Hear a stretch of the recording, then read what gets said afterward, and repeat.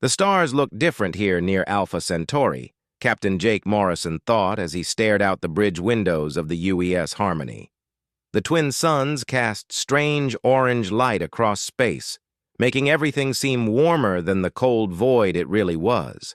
Behind him, his crew worked quietly at their stations, preparing for what might be the most important diplomatic mission in human history.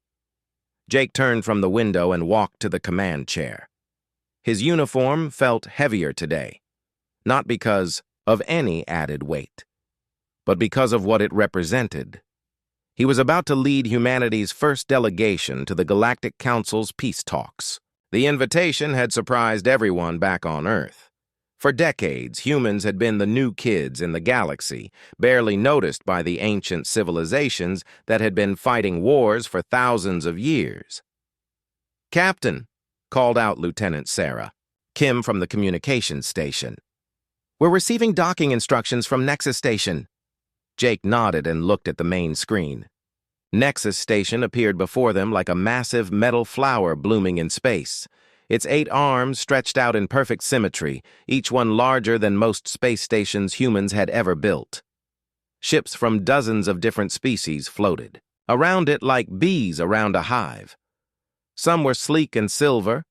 Others looked like living creatures made of crystal or metal. A few seemed to be made of pure energy, glowing softly in the darkness. "My God," whispered Ambassador Lisa Carter as she stepped onto the bridge. She was a tall woman with gray hair and sharp eyes that had seen more alien cultures than almost any other human. "I've read about gatherings like this, but seeing it is something else entirely." Jake agreed. The sight was both beautiful and intimidating. Each ship represented a species that had been traveling between stars when humans were still learning to make fire. They had technologies humans could barely understand and had fought wars that lasted longer than human civilization had existed. "Captain," said Lieutenant Commander Rick Hayes, joining them on the bridge. Rick was younger than Jake but had spent years studying alien military tactics. His job was to help the delegation understand how other species thought about war and peace. "I'm seeing something interesting about their ship positions." Jake looked at the tactical display Rick was pointing to. At first, everything looked normal. Ships were arranged in neat groups by species, maintaining respectful distances from each other. But as Jake studied the patterns more carefully, he began to see what Rick meant. "They all have weapons powered down, but shields raised," Rick explained. "And look at the spacing. Each group is positioned so they can't be caught off guard by the others. Even here at peace talks, they don't trust each other." Dr. Amanda Wells entered the bridge carrying a tablet full of translation programs and cultural notes. She was the team's expert on alien languages and had spent months preparing for this moment. "That's not surprising," she said. "From what I've learned, most of these species view peace as just a pause between wars, not as an actual goal." Jake found that hard to understand. On Earth, humans had fought terrible wars too, but they had learned to build lasting peace between former enemies. Countries that had once tried to destroy each other now worked together, traded together, even became allies. It seemed natural to him that intelligent species would eventually figure out how to stop fighting permanently. "Captain," Sarah called, out again. "Nexus Station is requesting our delegation manifest and security codes." "Send them everything they asked for," Jake replied. He turned to the small group gathered on his bridge. "Everyone ready for this?" Ambassador Carter smiled, but Jake could see the nervousness in her eyes. "As ready as anyone can be for something that's never been done before." The UES Harmony moved slowly toward its assigned docking port. As they got closer, Jake could see other ships more clearly. A massive vessel shaped like a giant insect belonged to the Cathara Collective. Its black surface seemed to absorb light, making it look like a hole in space. Nearby, a ship that looked like it was carved from a single, enormous crystal reflected the light from Alpha Centauri in rainbow patterns. "The Viridian Empire's flagship," Amanda said, following Jake's gaze. Their entire ship is grown rather than built. It's a living crystal entity. Jake shook his head in wonder. Humans built their ships from metal and composites, but these beings grew theirs like plants, or lived inside them like shells. Every species seemed to have found completely different solutions to the same problems of surviving in space. The docking process was smooth, handled by automated systems that worked perfectly, despite being designed by minds utterly alien to human thinking. When the airlock sealed and the all-clear signal came through, Jake felt a moment of hesitation. Once they stepped off their ship, they would be representing not just Earth's government, but humanity itself. "Shall we make history?" Lisa asked, straightening her diplomatic robes. Jake nodded and led the way to the airlock. The corridor beyond was larger than any hallway humans would build, designed to accommodate species of all sizes. The walls were made of some material that seemed to shift color as they walked, adapting to provide the best lighting for whoever was passing through. As they made their way toward the main conference areas, they began to encounter other delegations. Jake's first sight of a living alien was a Cathara diplomat, tall and thin with 4 arms and compound eyes that reflected light like black mirrors. The creature nodded politely as they passed, but Jake noticed how its head tracked their movement even after they had gone by. "Did you see that?" Rick whispered. "It was watching us like we were dangerous." Amanda frowned. "That's odd. From my research, Cathara usually ignore species they consider inferior. They shouldn't be paying this much attention to us." They continued through the station, passing more alien beings than Jake had ever imagined existed. Some walked on legs, others floated or rolled or moved in ways that had no names in human language. But as they went, Jake began to notice a pattern that made him uncomfortable. Conversations stopped when humans appeared. Alien beings who had been talking animatedly would suddenly go quiet and watch the human delegation pass. Groups would huddle together and whisper in languages that Amanda's translators couldn't pick up fast enough to decode. "Ambassador," Jake said quietly to Lisa, "are you getting the feeling that we're not exactly welcome here?" Lisa nodded, her diplomatic smile never wavering even as her eyes grew troubled. "Something's definitely wrong.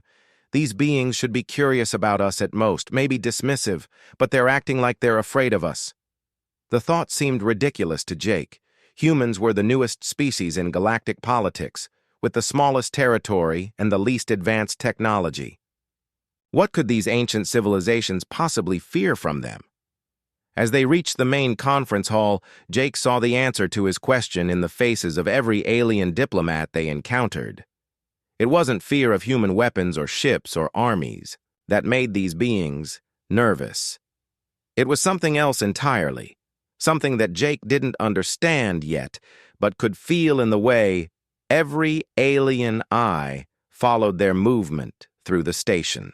Whatever humans represented to these species, it was something that made them deeply, genuinely afraid.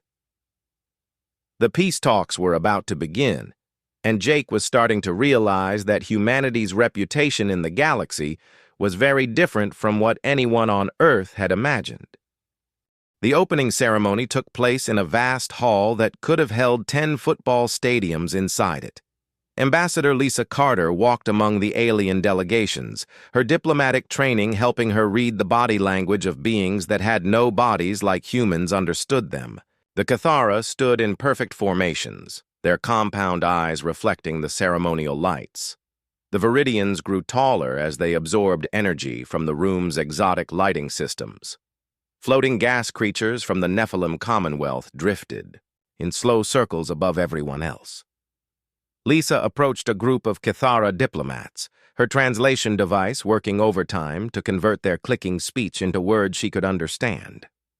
The lead diplomat introduced himself as Ambassador Zik Thara, his 4 arms moving in complex patterns that Lisa's cultural briefings had taught her were signs of formal respect.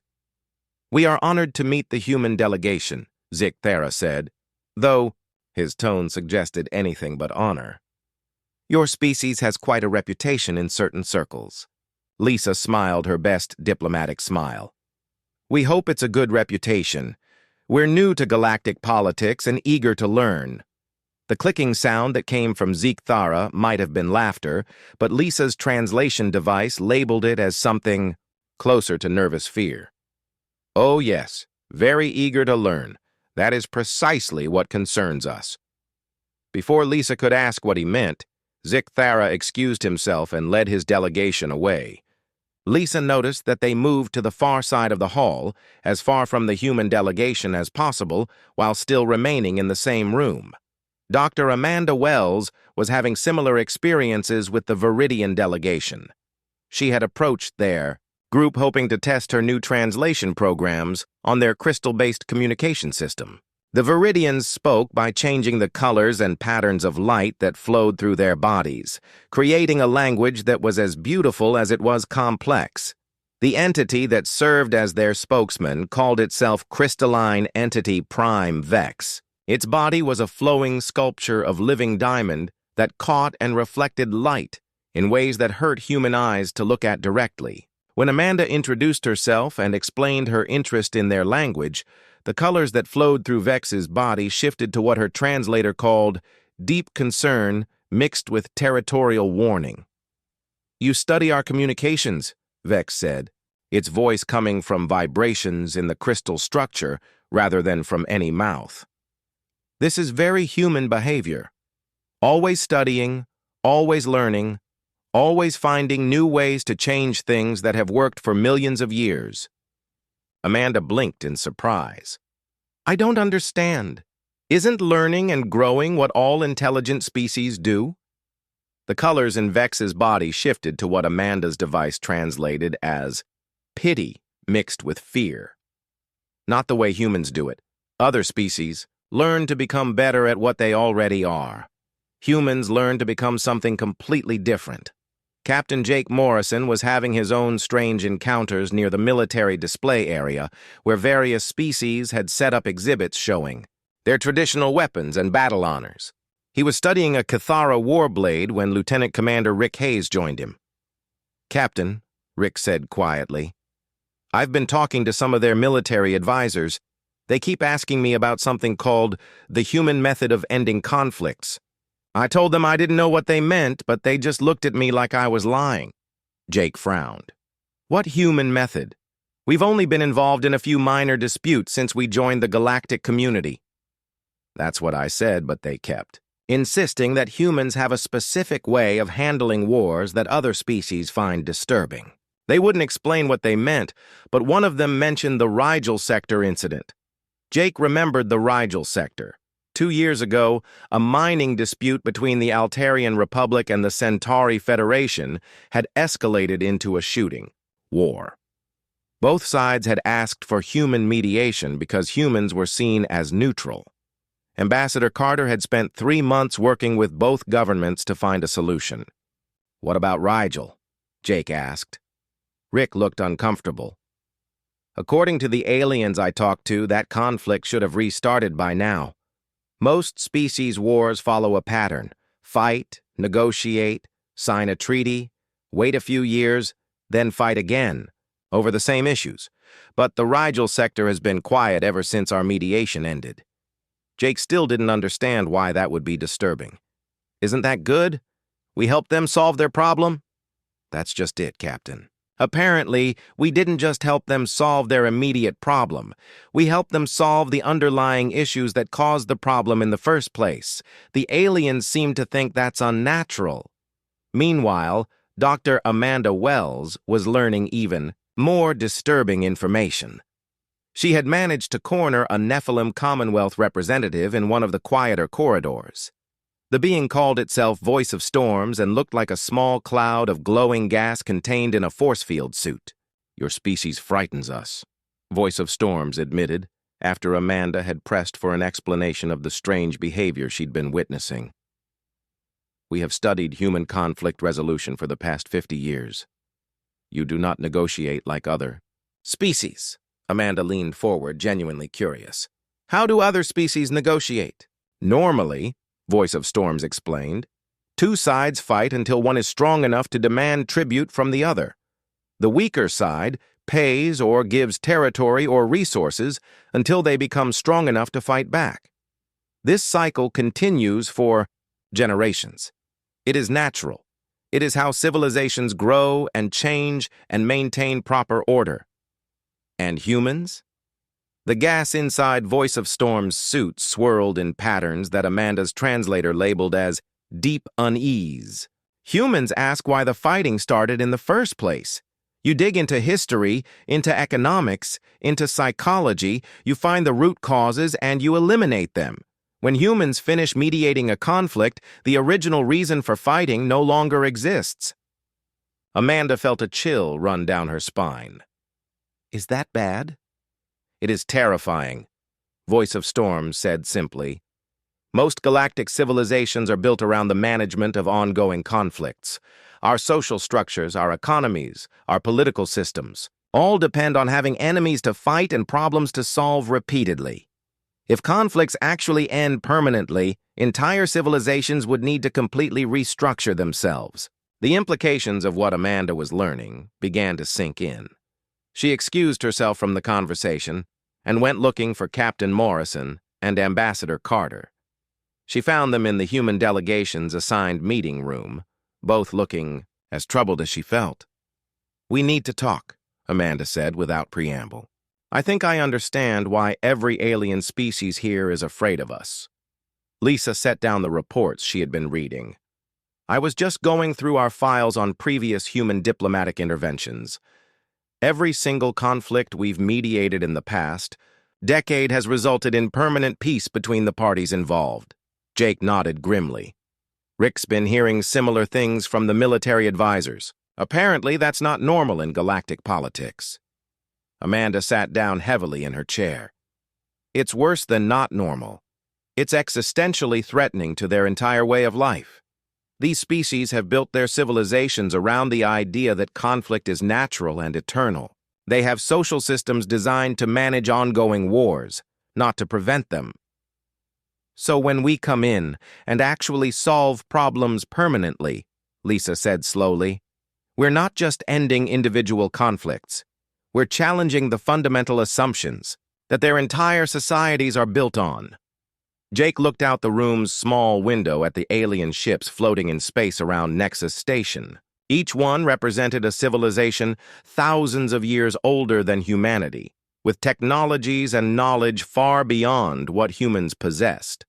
But somehow, those ancient civilizations were afraid of humanity's approach to peace. "That explains the fear," Jake said, "but it raises an even bigger question.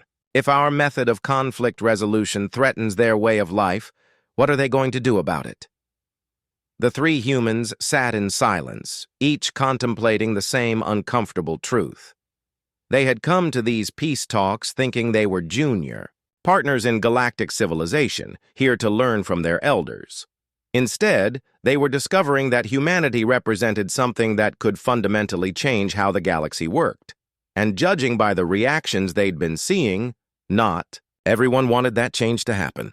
The formal peace negotiations began the next morning in a chamber that seemed designed to make everyone uncomfortable. The Arbiter, an ancient being whose species had died out millions of years ago, floated at the center of the room in a containment field that kept its energy form stable. Around the circular chamber, each delegation sat in areas designed for their specific biological needs.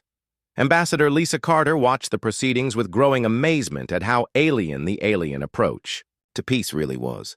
The Cathara delegation presented their demands first, a list of territorial concessions and tribute payments they expected from their enemies in exchange for not attacking them for the next 5 years.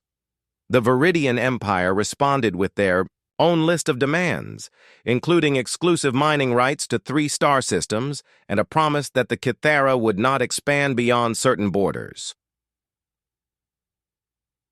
The Nephilim Commonwealth floated their representatives higher in the chamber and announced that they required guaranteed access to gas giant atmospheres in disputed regions, plus payment of exotic matter that their species needed for reproduction.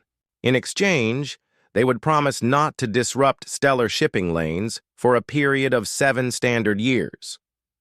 Rick Hayes leaned over to Captain Jake Morrison and whispered, "Do you notice something strange about all these demands?" Jake nodded. He had been thinking the same thing. "They're not trying to solve anything. They're just managing the problems."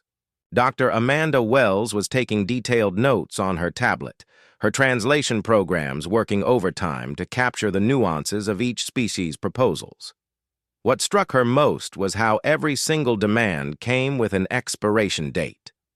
The Kythera wanted tribute payments for 5 years. The Viridians wanted mining rights for 10 years. The Nephilim wanted access guarantees for 7 years. "It's like they're planning for the next war before this peace even starts," Amanda whispered to Lisa. Lisa had been thinking the same thing. In her years of diplomatic training, she had learned that good peace agreements were designed to last indefinitely. You solved the underlying problems so that there would be no reason to go back to fighting. But these aliens seemed to be negotiating temporary truces with built-in expiration dates. The Arbiter's energy form pulsed as it addressed the chamber. "The human delegation has requested permission to present their perspective on these negotiations.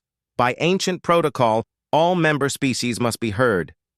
Jake felt every alien eye in the room turn toward the human section. The attention was not friendly. Several alien delegations had their defensive fields activated, as if they expected the humans to attack them with words. Lisa stood and walked to the center of the chamber. She had prepared for this moment. But standing under the gaze of beings from dozens of different species was more intimidating than any human audience she had ever faced. "Honored delegates," she began, her voice carrying clearly through the chamber's translation systems. "We have listened to your proposals with great interest.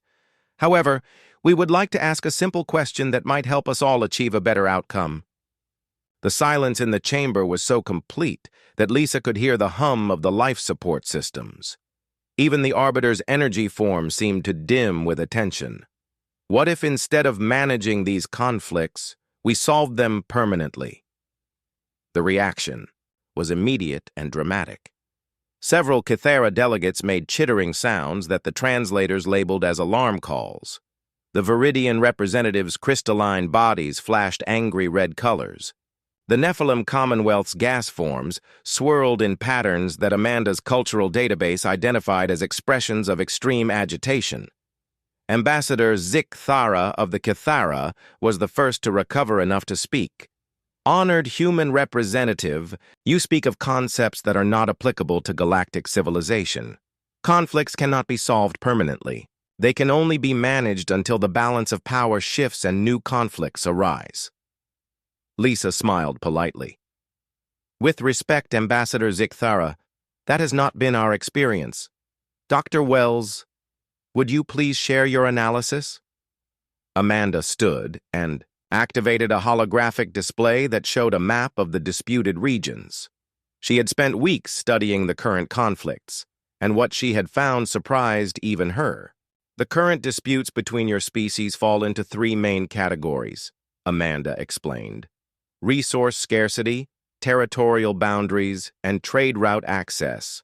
However, our analysis shows that none of these are actually unsolvable problems." She highlighted different areas of the map as she spoke. "The resource conflicts are primarily about rare minerals needed for advanced technology, but these same minerals can be synthesized using matter conversion techniques that several species already possess. The scarcity is artificial, maintained, because each species wants to control natural sources rather than share synthesis technology." Crystalline Entity Prime. Vex's body flashed through several color combinations that Amanda's translator couldn't decode fast enough. When it finally spoke, its voice carried harmonics that hurt human ears. "You suggest we share our most protected technologies with species we have fought for millennia? We suggest you consider why you have been fighting for millennia," Amanda replied calmly. "The territorial disputes are about strategic positions that were important when your species used older, faster-than-light travel methods. but current jump drive technology makes most of these positions irrelevant for actual defense or commerce. Commander Paul Stevens stepped forward. If I may add a military perspective, the defensive positions you're fighting over are designed for threats that no longer exist. Modern warfare happens at ranges where planetary positions don't matter. You're fighting over strategic high ground in a battlefield that has moved to a completely different dimension. Voice of Storms from the Nephilim Commonwealth spoke up, its gas form swirling rapidly. You speak of military matters as if war itself could be eliminated. Conflict is natural. It is how species grow strong and advance. Lieutenant Commander Rick Hayes had been waiting for this moment.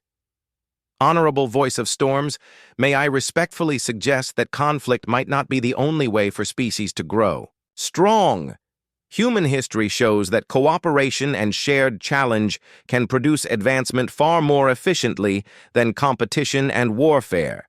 Impossible, declared a delegate from a species Amanda hadn't encountered before, something that looked like a walking crystal formation. Without conflict, there is no pressure for advancement. Without enemies, there is no motivation for excellence. Jake finally stood up, feeling that it was time for him to contribute to this increasingly tense discussion. Perhaps we could demonstrate what we mean with a practical example. Commander Stevens, would you explain the joint defense proposal we developed? Stevens activated another holographic display showing the region around Alpha Centauri. Instead of fighting each other for control of strategic positions, what if all species worked together to defend against common threats? Asteroid impacts, stellar flares, rogue artificial intelligences, and similar disasters affect everyone regardless of species.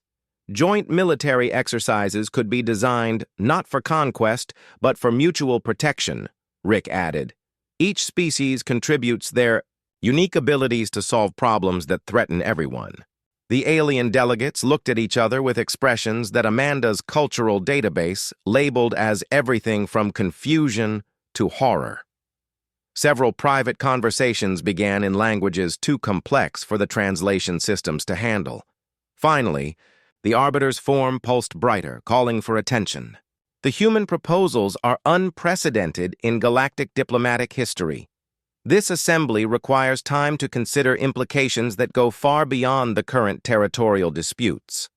As the session ended and delegates began filing out of the chamber, Jake noticed that the aliens were clustering together in groups, but not the same groups they had arrived in.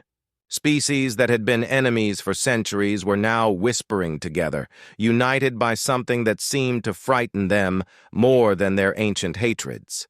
Lisa joined Jake as they watched the aliens leave. I think we just proposed something that scares them more than war itself. What's that? Jake asked. The possibility that war might not be necessary at all. The next morning brought news that Captain Jake Morrison had not expected. Ambassador Zeke Thera of the Kithara requested an emergency meeting with the Arbiter, and within an hour, representatives from every major species had joined what was becoming an unprecedented alliance against the human proposals.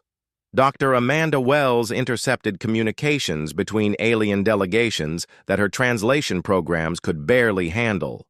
The languages were shifting into older, more formal versions that seemed designed to exclude human understanding. But what fragments she could decode were troubling. They're calling us a threat to galactic stability, Amanda reported to the human delegation as they gathered in their quarters. The Kithara are using words that translate roughly to civilization destroyer and natural order disruptor.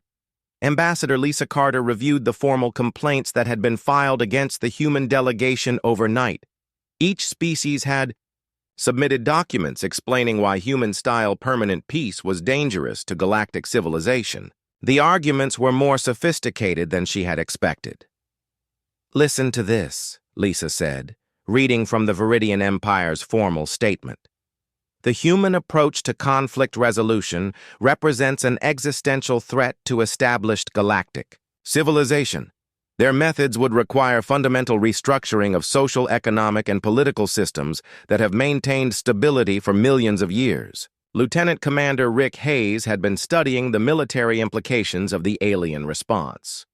"Captain, I think we underestimated how deeply warfare is embedded in their societies. It's not just that they fight wars, it's that their entire civilizations are organized around the assumption that wars are inevitable." Jake nodded grimly. He had been coming to the same conclusion. "Explain what you mean." Rick activated a display showing organizational charts he had compiled from intelligence gathered over the past few days. Take the Cathara Collective. Their entire social hierarchy is based on military achievement. Warriors who win battles become leaders. Scientists who develop better weapons get promoted. Artists who create war songs gain status. If there were no more wars, their whole society would collapse. Amanda added her own findings. The Viridian Empire is even more dependent on conflict. Their crystalline bodies actually grow stronger when they process energy released during combat situations. Without regular warfare, they would remain small and weak. Their entire biology is adapted to benefit from fighting. And the Nephilim Commonwealth, Lisa continued, uses territorial expansion through conquest as their primary method of population control. Their gas form reproduction requires specific pressure conditions that they can only achieve by taking over gas giant atmospheres from other species. Jake felt a growing sense of unease. So we're not just threatening their political systems. We're threatening their biological survival. The situation became clearer when Commander Paul Stevens returned from a meeting with younger alien military officers. His face was troubled as he joined the group. "I've been talking to some of the junior staff from various delegations," Stevens reported. "They're not all against our proposals. In fact, many of the younger aliens are fascinated by what we're suggesting." Amanda looked up from her translation work. "That's interesting. What did they say?" "A young Cathara engineer asked me why his people should die fighting for territory that their hive doesn't actually need for survival. A Viridian crystal in the lower castes wanted to know why she had to stay small and weak while her superiors grew large through warfare. Several Nephilim asked whether there might be ways to control their population growth that didn't require conquest." Lisa felt a chill of understanding. The older leadership isn't just protecting their species from us, they're protecting their own power from their own people. The implications were staggering. The human proposals weren't just offering alternative solutions to galactic conflicts, they were offering alternative ways for these civilizations to organize themselves, and that threatened every power structure in the galaxy. The formal response came that afternoon. The Arbiter summoned all delegations to an emergency session where the Alien Alliance presented their united position. Ambassador Zeke Thara spoke for the group, his forearms moving in patterns that Amanda's cultural database identified as expressions of absolute determination. The assembled species formally request that the human delegation withdraw their proposals and remove themselves from these peace negotiations, Zeke Thara announced. The human approach to conflict resolution constitutes cultural contamination that threatens the stability of galactic civilization. Crystalline Entity Prime. Vex's body flashed angry reds and yellows as it added, "Your methods are not suitable for species that have evolved different social structures. What you call permanent peace, we call civilizational death." Voice of Storms from the Nephilim Commonwealth drifted higher in the chamber. "You offer solutions to problems that are not meant to be solved. Conflict drives evolution, creates strength, maintains proper balance between species. Your peace would create stagnation and weakness." Jake stood to respond, but the Arbiter's energy form pulsed with authority. "The human delegation will be given time to consider this request. However, the assembled species have made clear that continued human participation in these negotiations is unwelcome." As the alien delegations filed out of the chamber, Jake noticed something that gave him hope despite the formal rejection they had just received. Several younger aliens lingered, stealing glances at the human delegation. A few even approached the edges of the human section before being called away by their seniors. That evening, something unprecedented happened. A young Kithara named Six Kala approached the human quarters alone, violating protocols that forbade private meetings between species during formal negotiations. Amanda's security systems detected the visitor and alerted Commander Stevens, but Jake decided to allow the meeting. Six Kala was smaller than the adult Kithara diplomats, with only 2 functional arms instead of the 4 that marked full maturity in his species. His compound eyes reflected nervousness as he spoke in carefully practiced human language. "I apologize for this unauthorized contact," Six Kala said, "but I must ask you about the ideas you presented. Is it truly possible for species to advance without warfare?" Jake looked at the young alien with something approaching fatherly concern. "Why do you ask?" "Because I am scheduled for my first combat assignment next year. I will be sent to fight Viridians for control of an asteroid field that my engineering calculations show is not actually valuable to either species. Many of my generation will die for this worthless rock, and I wanted to know if there was another way." Amanda stepped forward, her translation equipment working to bridge the gap between human and Kithara understanding. "There are always other ways. The question is whether your people are willing to consider them." Six Kala's eyes dimmed with what Amanda's cultural database identified as sadness. The older generations fear change more than they fear death, but many of us who have not yet fought in wars wonder why we must repeat the same cycles that have brought nothing but suffering for thousands of years. As the young Kithara prepared to leave, he turned back one more time. "If your species is forced to leave these talks, where will those who want to learn more about your methods find you?" Jake exchanged glances with his team before answering, carefully. "Humanity has always been willing to share knowledge with those who genuinely seek it. We believe in the right of every intelligent being to choose their own path." After Six Kala left, the human delegation sat in thoughtful silence. They had come to these peace talks thinking they were the students, eager to learn from ancient, galactic civilizations. Instead, they had discovered that they were the teachers, offering lessons that could fundamentally change how the galaxy worked. The question now was whether they would be allowed to teach, or whether the fear of change would triumph over the hope for something better. The emergency began at 0347 station time when the massive stellar flare from Alpha Centauri's primary star struck Nexus Station's outer shields. Captain Jake Morrison was awakened by the ship-wide alarm as the UES Harmony's sensors detected the incoming wave of charged particles and electromagnetic radiation. "All hands to emergency stations," came the announcement over the station's communication system. The voice belonged to the Arbiter, its usual calm energy signature now pulsing with urgent patterns. "Stellar flare impact in 12 minutes. All delegations prepare for possible evacuation." Jake rushed to the bridge where his crew was already analyzing the situation. The displays showed a wall of stellar energy racing toward them at nearly the speed of light. Nexus Station's shields were strong, but this flare was larger than anything the designers had planned for. "Captain," Lieutenant Sarah Kim called from communications, "I'm picking up panic signals from multiple alien ships. They're all trying to evacuate their delegations at the same time." Jake looked at the tactical display and saw chaos unfolding around the station. Each alien fleet was moving to secure its own escape route without coordinating with the others. Ships were crossing paths dangerously close, their shields scraping against each other as captains jockeyed for position near the evacuation ports. "They're going to cause collisions," Lieutenant Commander Rick Hayes observed. "Some of those ships are going to crash into each other trying to get their people out first." Dr. Amanda Wells was monitoring alien communications, her translation programs struggling to keep up with the flood of emergency messages in dozens of languages.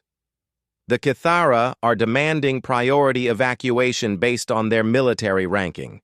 The Viridians are claiming their crystalline forms are more fragile and need immediate protection. The Nephilim are just trying to get to any ship with compatible life support."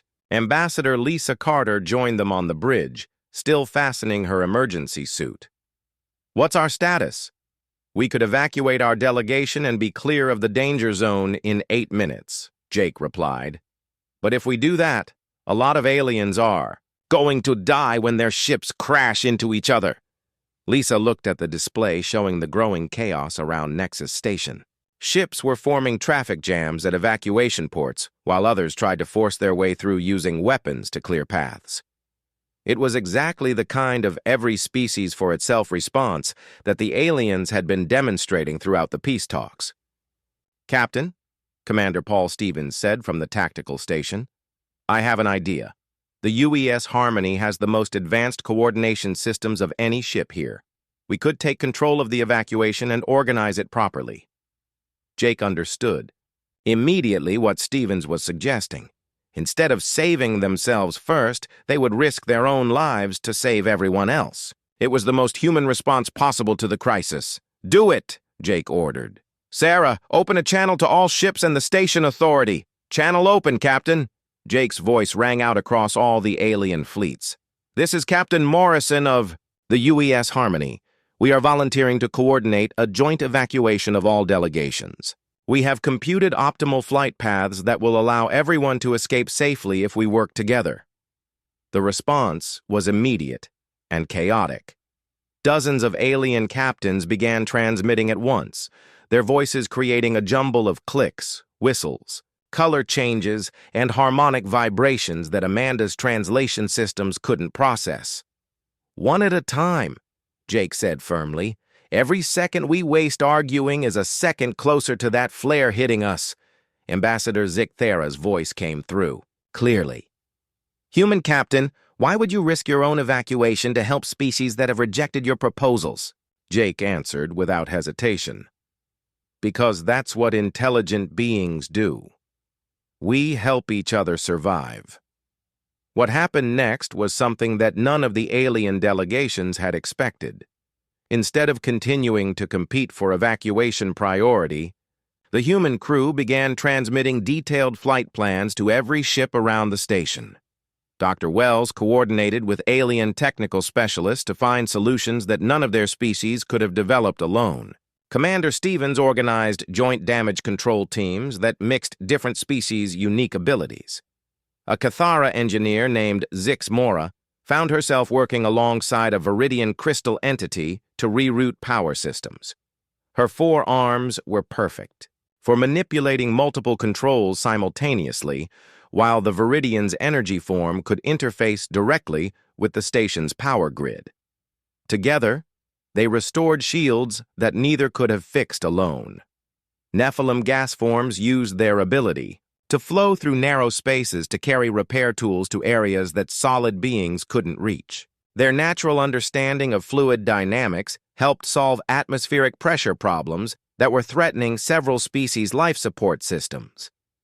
Young aliens who had been secretly interested in human methods found themselves working side by side with human crew members, learning firsthand how cooperation could accomplish things that competition never could.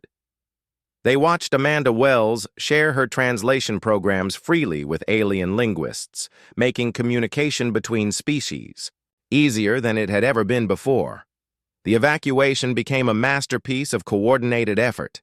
Ships that had been ramming each other minutes earlier now moved in perfect formation, their courses calculated to avoid collisions while maximizing escape velocity. Species that had been enemies for millennia worked together to ensure that everyone reached safety. When the stellar flare finally struck Nexus Station, every delegation was safely clear of the danger zone. The station's shields held just long enough for the automated systems to guide it to a protected position behind one of Alpha Centauri's smaller planets. As the immediate danger passed and ships began returning to assess the damage, something unprecedented happened. Young aliens from multiple species contacted the human delegation directly, asking to learn more about the cooperation methods they had just witnessed. Six Kala from the Cathara was the first to speak.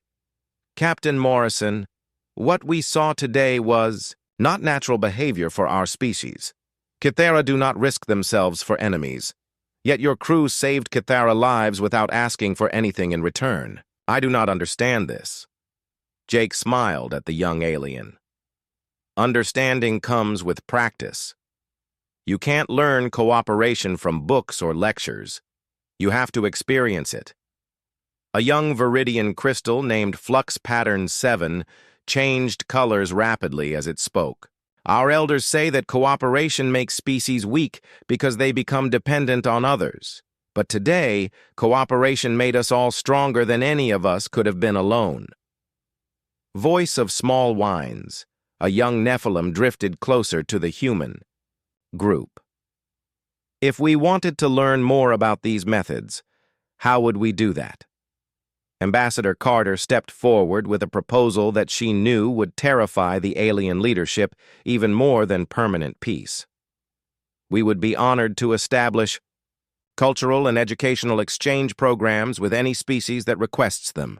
We won't force anyone to change, but we'll support those who choose to explore different ways of living. The offer spread through the younger generations of alien delegates like wildfire. Within hours, representatives from 17 different species had privately approached the human delegation asking about exchange programs. They represented growing movements within their societies that questioned whether eternal conflict was really necessary. The formal peace talks resumed 3 days later, but something fundamental had changed. The older alien leadership still feared human methods, but they could no longer hide that fear from their own people. The younger generations had seen cooperation in action and wanted to learn more. When the final vote came on, whether to allow human participation in future galactic diplomacy, the results split along generational lines.